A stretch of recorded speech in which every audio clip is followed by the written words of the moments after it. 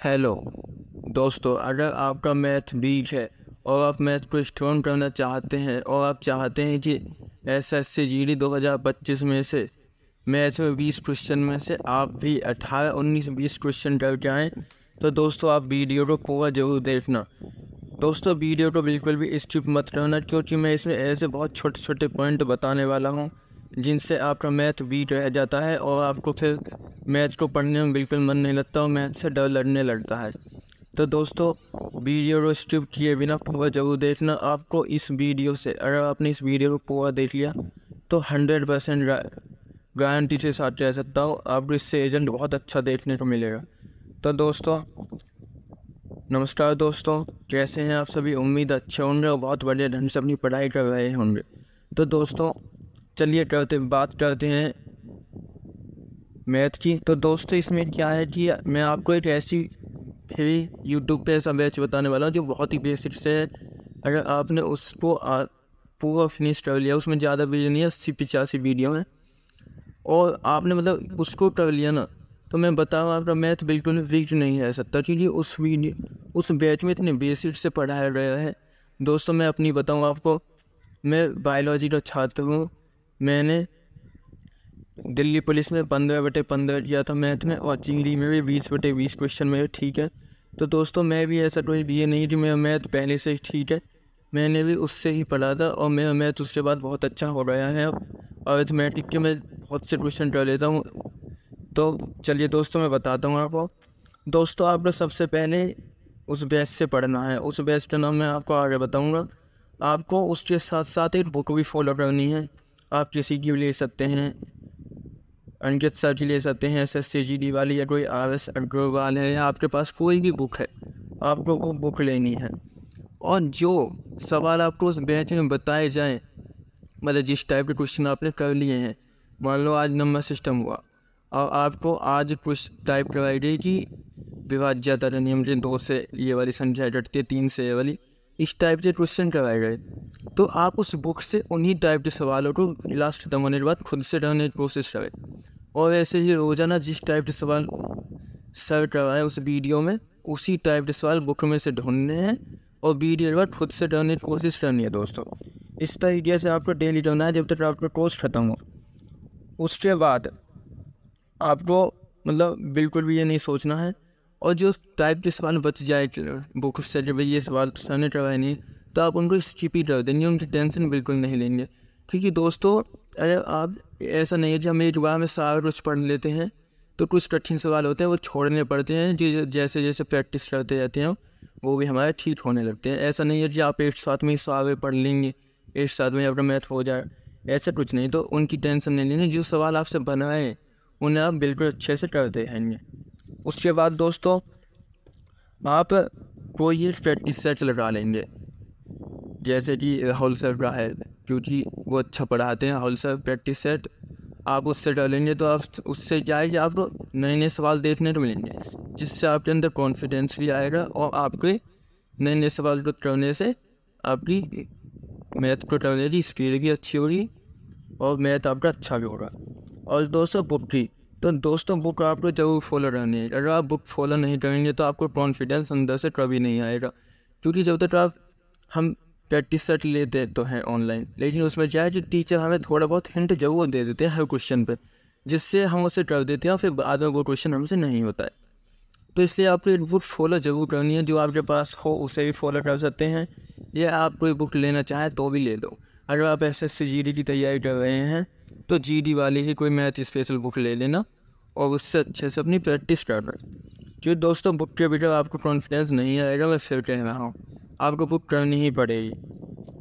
बात करें कि नोट्स कैसे बनाए मैथ की, तो दोस्तों नोट्स ऐसे नहीं है कि आप नोट्स ही बनाए जा रहे पूरे दिन उसमें लगे हैं, ऐसे नहीं है। मान लो कि कोई एक टाइप पढ़ाए बैच में, तो ये नहीं है उस टाइप के, मान लो टीचर ने 4 से 5 सवाल करवाए, तो ये नहीं कि आप 4 से 5 सवाल सबको ही लिख रहे हो अपने नोट्स में, ऐसा नहीं करना है आपको। आपको देखना है जो उस टाइप का सबसे बेहतरीन सवाल है, यानी कि अच्छे लेवल का सवाल कौन सा है, आप उससे कर लीजिए। क्योंकि जब आप उसका रिवीजन करेंगे तो जो आसान क्वेश्चन है आप उन्हें तो आसानी से कर ही लेंगे, ठीक है दोस्तों। तो आपको ऐसे करना है, एक तो बुक फॉलो जरूर करनी है, बुक फॉलो जरूर करनी है दोस्तों, सॉरी दोस्तों, बुक फॉलो जरूर करनी है आपको। एक दूसरी बात है दोस्तों कि आपको, एक मिनट हाँ दोस्तों, आपको बुक फॉलो जरूर करनी है। दूसरी बात है कि अब नोट्स की बात करें, नोट्स कैसे बनाए, तो आपने जैसे एक टाइप का 8 सवाल पढ़ा है तो उसका 8 सवाल होता लिख लीजिए अपने नोट्स में, नहीं जी 4-5 सवाल जो है टीचर ने टाइप तो सबको ही लिखे जाए, उससे आपका टाइम वेस्ट होगा और कुछ नहीं होने वाला है दोस्तों। तो आप इस तरीके से नोट्स बनाएंगे।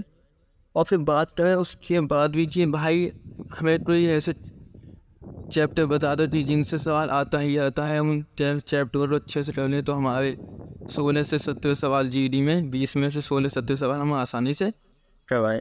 तो दोस्तों मैं आपको ऐसे कुछ क्वेश्चन बताऊंगा, चैप्टर बताऊंगा, अगर आप उन्हें भी कर लेंगे तो आपके 16 से 17 सवाल जरूर बन जाएंगे। जैसे कि पहला चैप्टर है LC, पहला वो है दोस्तों, पहला चैप्टर है LCM SCM, LCM और HCF, इससे बहुत दोस्तों सवाल बनते हैं SCF। दूसरा है औसत, औसत यहाँ से भी सवाल बनते हैं।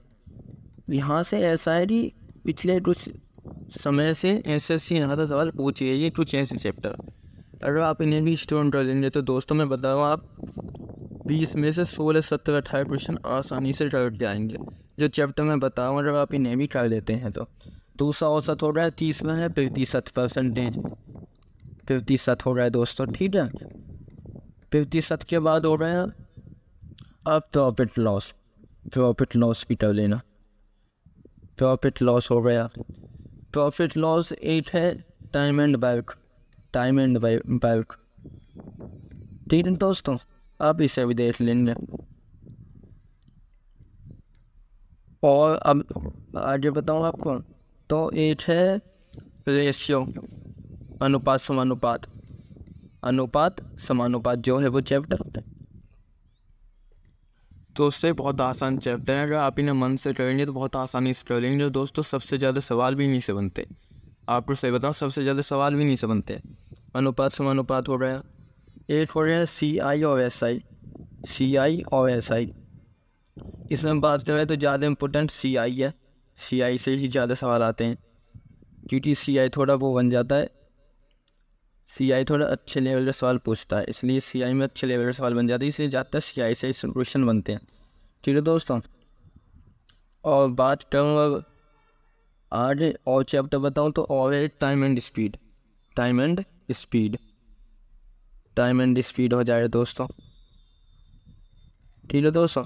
एक मेंसुरेशन, मेंसुरेशन में ज़्यादा है 2D कर लेना बस, 2D मेंशन 2D दोस्तों। ये मेंसुरेशन आप इससे बिना बात के डरते हैं, इससे फॉर्मूला बेस होती है, अगर आपको फॉर्मूले याद हैं मेंसुरेशन के तो आप बहुत आसानी से सवाल बना कर ले जाओगे, बहुत ही आसानी से दोस्तों। वैसे आपको प्रैक्टिस की जरूरत पड़ेगी और फॉर्मूले याद आने चाहिए, ये चीज़ें आपको जरूर फॉलो करनी पड़ेंगी दोस्तों, जब भी आपको मैथ स्ट्रांग होगा। अगर आप ऐसे डरते हो तो मुझे तो डर लगता है मैथ में, पढ़ने का मन नहीं करता है या वो तो मैथ से डरने से कोई वो नहीं है दोस्तों, कोई ऐसा नहीं है, यहाँ है आप अच्छे से मेहनत करेंगे तो सीख जाएंगे।